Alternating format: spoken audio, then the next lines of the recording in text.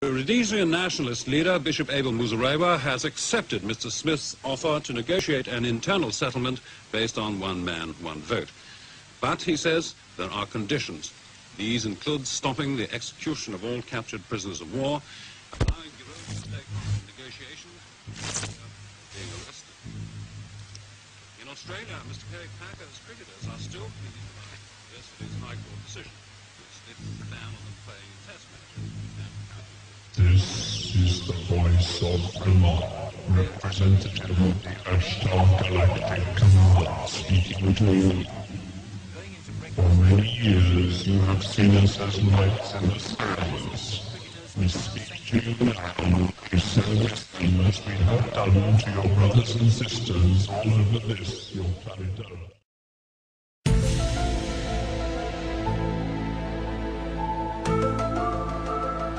Do you believe in aliens? Yes. Yes? Yeah. Okay, good. That's all. Do you believe in aliens? Yes. Do you believe in aliens? Hell no. Do you believe in aliens? No. Why not? Because why? Actually, I do. You do? Why? The universe is always expanding, so there's always like stuff being created. So why would there not be other people? There are like billions of other galaxies and worlds out there. Do you believe in aliens? No. Why not? Because there's no proof. Do you believe in aliens? No. Why not? Because why? there's no such thing as alien. Space. The infinite abyss. Are we alone? Do we have outer space neighbors? I believe that we are not alone. We've gathered an expert, ancient historic records, some scientists, and first-hand accounts of alien activity. Today on Aliens, Fact or Fiction, we will dig deep into our ancestors' alien history, release a spooky yet bizarre idea that has not fully been digested by other scientists, and speak of first-hand accounts of aliens all around the world.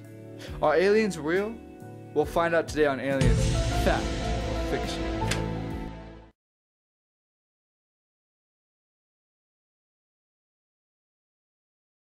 Doctor, what civilization do you believe was heavily influenced by outer space inhabitants?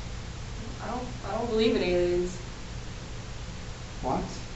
Why are you here? I thought this was the one with Morgan Freeman. Do I look like Morgan Freeman? No?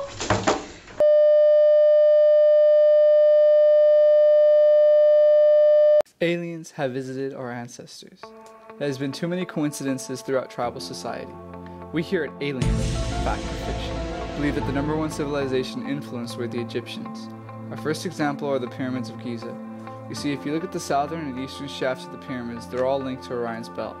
Now you see, people can shout coincidence right away, but it's not. Orion's belt signifies Osiris, the god of the underworld, and the pyramids are supposed to represent Osiris. They purposely aligned the pyramids with Orion's belt, but how?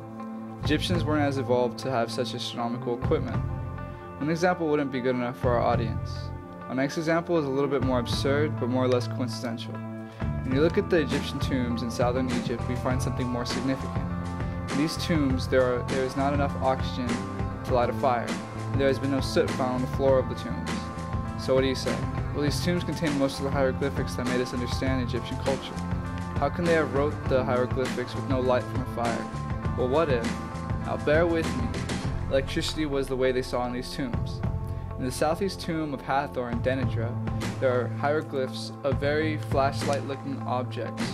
They take the presence of a flower, and through its aroma, it lights the tomb. Now there aren't any flowers like that, so through symbolism, ancient Egyptians were telling us that they had flashlights. Although some historians might say that they could have lit the tombs through mirrors, but the mirrors they had just weren't, well, good enough. This means that people have conducted electricity before Christ was even born. And once again, you may be skeptical, but there is proof. In an ancient Egyptian town, archaeologists discovered vases, ordinary vases that contain certain chemicals and that can conduct electricity. They called it the Baghdad Battery. Archaeologists dated these vases and gave them a 2,000-year-old gap from now. Egyptians were either geniuses or visited by aliens who were much more smarter than them, or other beings. Aliens are the clear answer because, well, how could they have achieved things scientifically and archaeologically so fast? Benjamin Franklin barely invented the concept of conducting electricity about 300 years ago.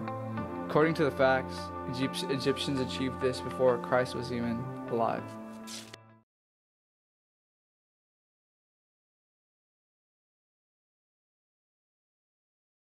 This next clip is a bizarre yet very, very controversial idea. The idea of the Star Child skull. Scientists believe that the skull is outerworldly and is possibly an alien-human hybrid. In early 2010, a team of geneticists in America began DNA testing on possibly the strangest looking skull ever discovered. It was found in Mexico in the 1930s, and through carbon dating, we know that the skull is over 900 years old.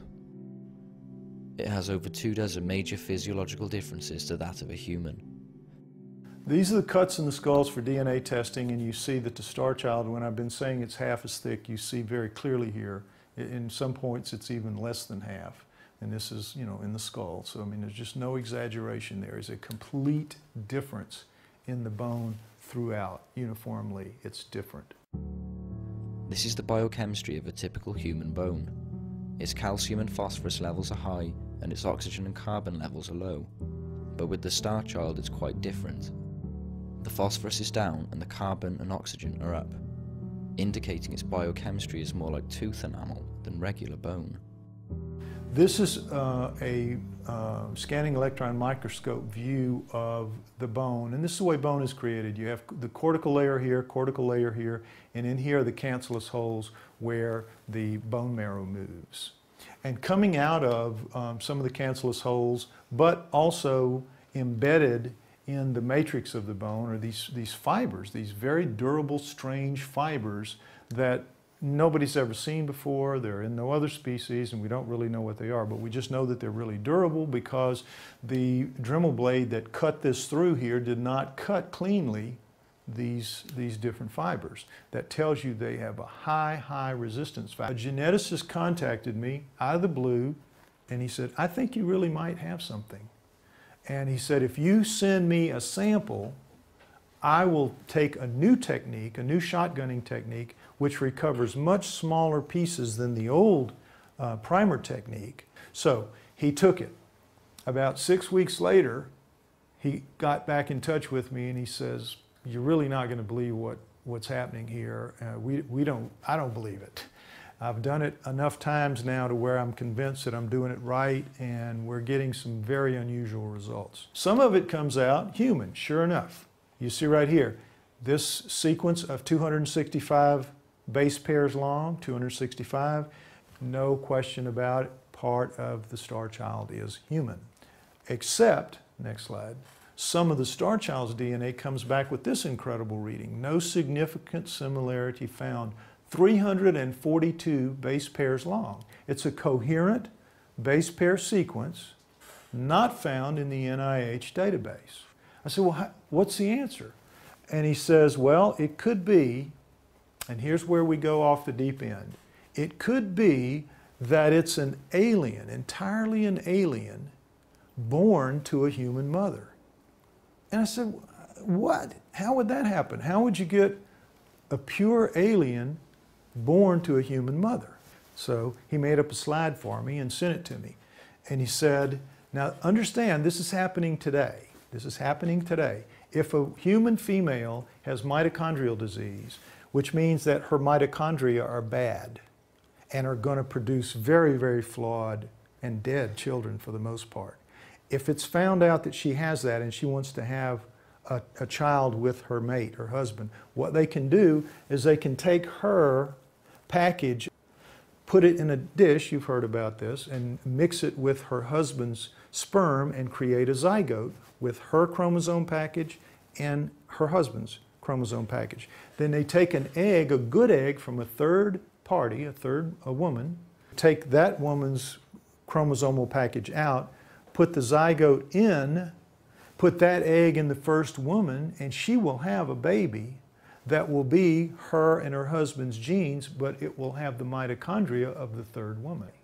So he said we could have the same thing. You'd have two aliens getting together, making a zygote, and for whatever reason, taking the chromosomal package out of a female egg putting it in, and then she will bring it to term, and it's a full alien, nothing but alien DNA in it, but it has her mitochondrial, human mitochondrial DNA.